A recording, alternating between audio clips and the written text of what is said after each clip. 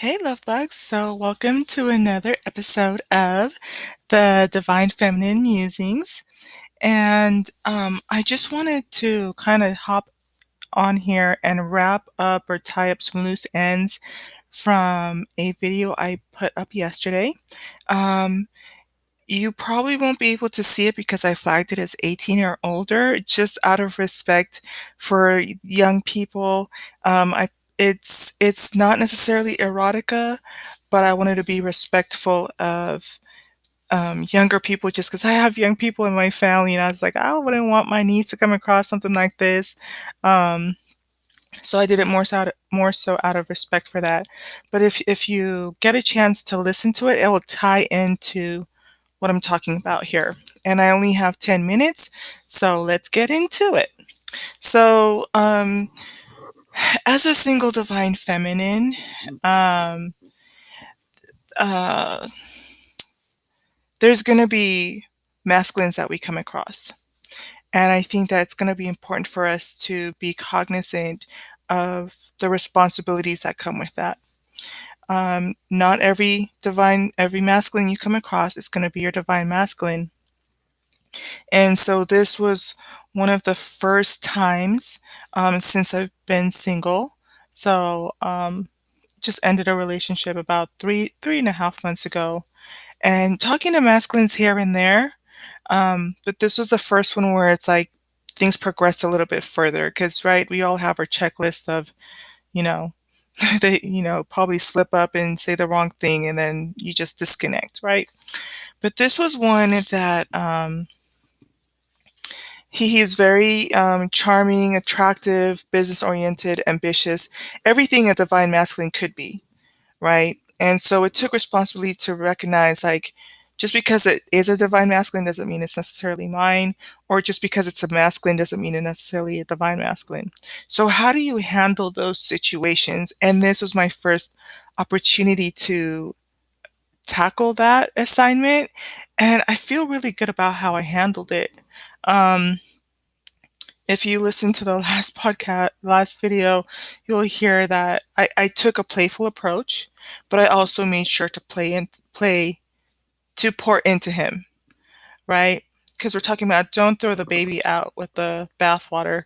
And I think that as a divine feminine, we're able to get into the crevices and kind of engage with the vulnerabilities that our masculines have around the world. I think it's important moving forward that we recognize that, yes, they're divinely orchestrated exchanges. They could be for a period in time. We're not there to fix them. If anything, it's more to plant a seed. And sometimes that means you plant the seed and you won't be able to see it grow. Sometimes it could be 2 weeks. Sometimes it could be you could be in their life for 6 months or a year or 2 years, right? Um, and so I knew that because of some of the conversations he had, there are some things that we talked about from day one that forever changed my life. So moving into 2021, as this path unfolds, God willing, you'll be able to see some of the things that blossomed out of just that conversation. And we have to recognize, I think for me, um, as somebody who is a fixed sign, who was dealing with chaser energy, with attachment, things that I have to heal, like not necessarily abandonment, mine were more attachment issues. This felt really good. Like, it felt really good to be able to connect with somebody, to share goals and dreams, and to have it be with the masculine, and then not have to be attached. So what happened is I call him Mr. Handsome on my podcast. And I told them that I gave you guys all the juicy details, which my last video is the juicy details. And I'm telling you that I was able to share more of the juicy details with them because there's different dynamics. I think that each channel, the podcast, and these videos are kind of a little different, but talking about the same experiences I'm having. So I call him Mr. Handsome, and I would consider him to be a divine masculine. I would put him in that category, but not necessarily mine. And so I was just so proud of myself in terms of how I handled it. And I think I'll just wrap up by saying, yeah, as a single divine feminine, if you haven't met your masculine yet, you kind of have to pull out of yourself and think about what would divine source have you to say to that person, right? And then that means that now you have to be responsible with how you tie up the loose ends with them. Because we could just go into toxic behavior where we're blocking them, we're not talking to them anymore, we call them out. You have to understand that when you're dealing with divine masculines, there is going to be maybe even lust, you know, and the sexual energy, and you have to be able to handle that. And I think that there's a lot of guilt and shame surrounding um, sexual energy, and this is coming from a Scorpio, so kind of very familiar with that realm.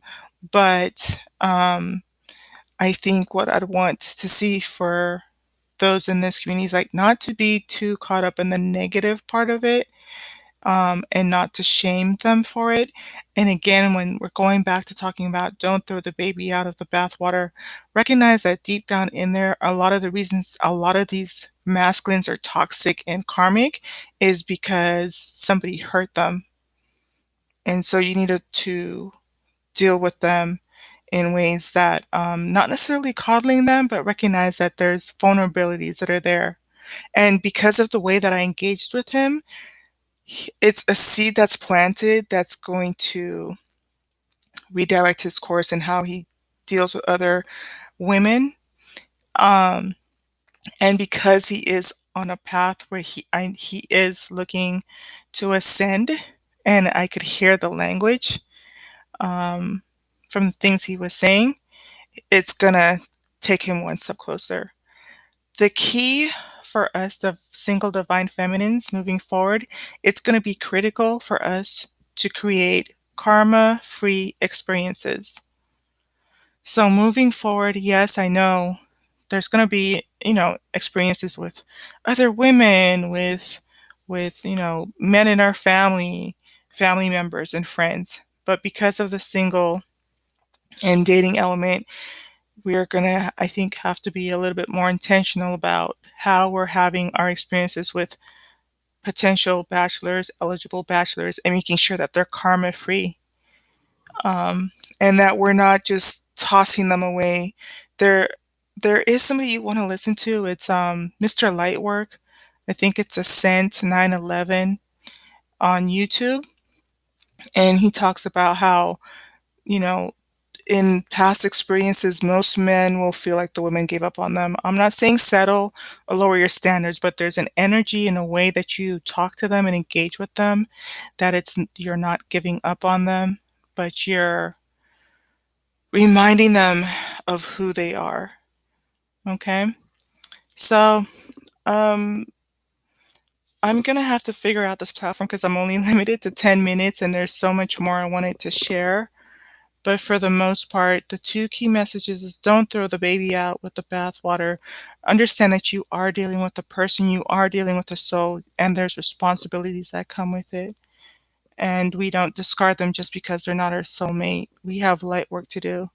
And we need to focus on creating karma free experiences so that it's not karma back for ourselves and karma for our children and generations to come. All right, so I love you. I'll catch you on the next one.